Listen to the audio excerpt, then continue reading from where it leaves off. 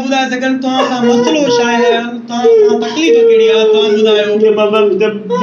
साईं कुछ तो बुधायो तकलीफ़ केड़ी है छा थियो नाज़रीन जी दा भाईजान को अच्छा दादा का बुधा क्या होगा ए अदा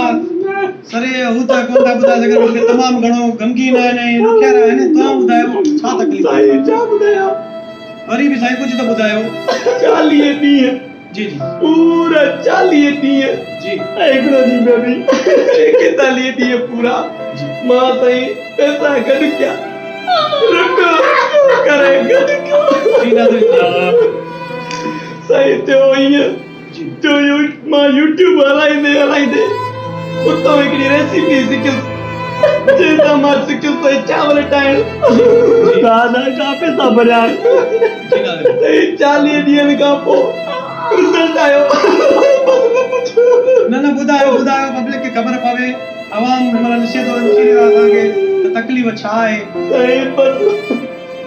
40 ॾींहनि खां पोइ मां पाण YouTube ता सिखी करे जी बिरयानी पचाई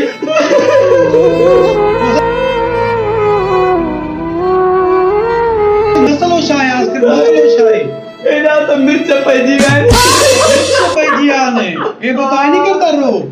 मिर्च नहीं करता रो पानी भी कोनी ना को पानी खणी क्यों नहीं मिर्च नहीं करता रो सिंधु तो दादा के पानी ने नो अच्छा क्यों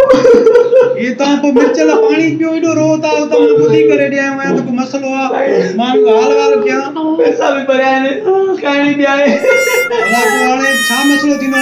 सब्र कर पैसा भरया का जी नाज़रीन हे जेको रोई रहा होया लो को भी मसलो ना होयो असा समझो तो घणो मसलो थला पर असल में इनन बिरयानी ठाया बिरयानी में मिर्च घणा ने ये उन जे करे विभाग रोई रहा बुधाइन भी पानी तो असा भी काई सो भला मिर्च ले जाएगा अली पानी का दे पानी का दे अरे पानी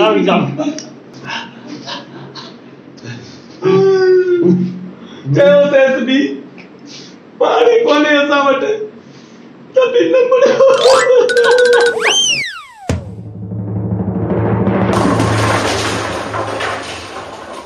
दोस्तों जेकरे तवा के ये वीडियो क्लिप पसंद आई है तो सब्सक्राइब कयो लाइक कयो ए शेयर कयो ए हां